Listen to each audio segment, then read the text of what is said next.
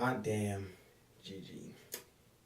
This is my review for WWE Survivor Series. First match of the night, it was the Shield versus the New Day. It felt slow. They were just messing around, trying to build up the crowd, and then the brawl broke out. Some very beautiful spots. New Day hitting their finisher on both Seth and Dean, and then the finish was a triple power bomb, not from the ring but from the top turnbuckle on poor Kofi. I mean, this was just spot. This was a spot fest. Really good match, but the team that needed to win got the win, and that was the Shield. So, and also they were keeping track of all the winners for each match. Okay, so it was like Shield winning as expected. Then we had the Raw Women's Traditional Survivor Series match. The SmackDown women were playing heels. I thought that this was gonna go the SmackDown way because I thought you were not gonna give Raw both Survivor Series matches. But I am so glad I am wrong. Because now you have built Asuka as a unstoppable force. This is what I wanted. This is what they needed to do when she made her debut. But so what happened is after all the chaos, Becky got eliminated. It was eliminations after eliminations after eliminations, and then the final four were like Tamina and Natalya from SmackDown, and then Sasha Banks and Asuka. Sasha Banks got eliminated, so Asuka had to take out Natty and Tamina, which made her look so strong. And then Raw went up two matches to none. Okay, then we had the next match, Baron Corbin versus The Miz. I thought The Miz is just the best. I mean, in terms of the mid card title holders, but then again, I thought Corbin needs the win. He needs some win to prove that he is a legit champion. I got this one wrong. I'm glad I did. I mean, Baron Corbin needed the win. Miz was playing the face. They showed the spot of him and his wife. Yay, got to see Maurice. Okay, the Miztourage slightly got involved, but not as involved as I thought it was. What really surprised me is that Baron Corbin, one end of days, 1, 2, 3, beat the Miz clean. That is what I'm talking about. That is how you rebuild Baron Corbin from losing the briefcase into now a legit United States champion. Bravo. And now SmackDown got their first match victory. Then we had the we had the tag team.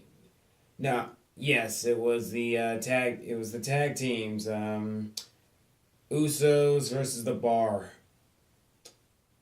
I mean, the Usos. Yeah, let's face it, they're faces now. They're absolute faces. The Usos are the better team. The Bar is good, but the Usos are just they're on a different level. And then they got the win. Now it's even at 2-2. Then I was thinking, there are 3 matches left on the card. Raw's winning Survivor Series regardless. Then we had Alexa Bliss and Charlotte. Really good. I mean, there was not that many straight up bad matches. All of them were pretty good. But Charlotte, she's the better champion. She had the momentum up. She's a Flair. Alexa, she pulled out the DDT. Charlotte kicked out. Did a little temper tantrum thing, but Charlotte won with a figure 8. Needed to be done. That's fine. Then we had the Brock and AJ. What can I say? I will say this. AJ brought the best out of Brock. He brought a better match out of Brock. Brock sold the fact that his calf was a little hurt because he did a very long and painful calf crusher, but it was more of the same. You know what a Lesnar match is. A couple of suplexes. Oh, and he also did some flying knees and nice strikes, but AJ really, he did good, but it was not enough. We all know what's going to happen. Brock is he's not going to lose until WrestleMania. So Brock wins. Universal Champion. So now it's tied. The tiebreaker is the Men's Survivor Series match. Oh my goodness. So many storylines were playing into fruition. I was just like, oh, you have before I go on, what bugged me about this is that the NXT people were the first to be eliminated on the SmackDown side. Nakamura and Bobby Roode. I'm just like, great, part-timers, whoop-dee. Part-timers are still dominating, whoop-de-doo. This is why you don't have bigger stars. And, but, that being said, on the Raw side, good job. Good job. Braun Strowman looked super strong. I did not know how they were going to take him out, but he ended up being like the last three. He ended up being one of the last survivors. But then, and then also, I mean, it was over. Like, it was not.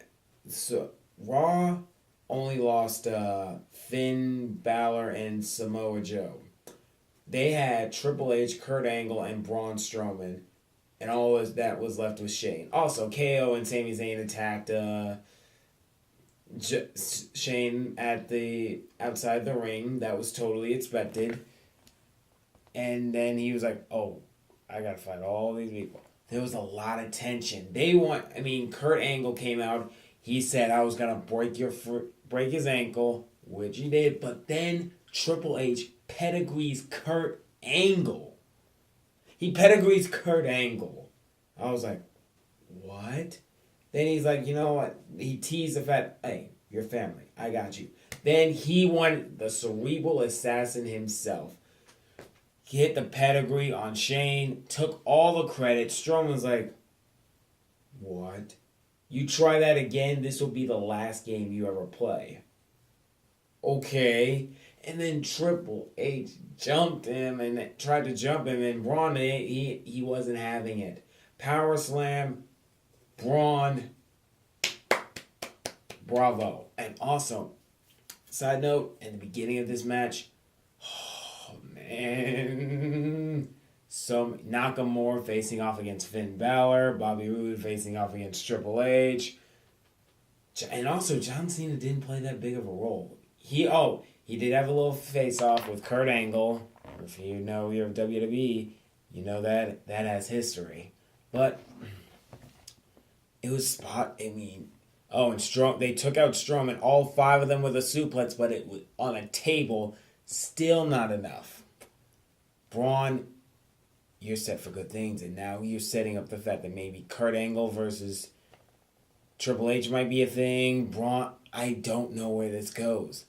And this is why I love wrestling. I want to see what they do.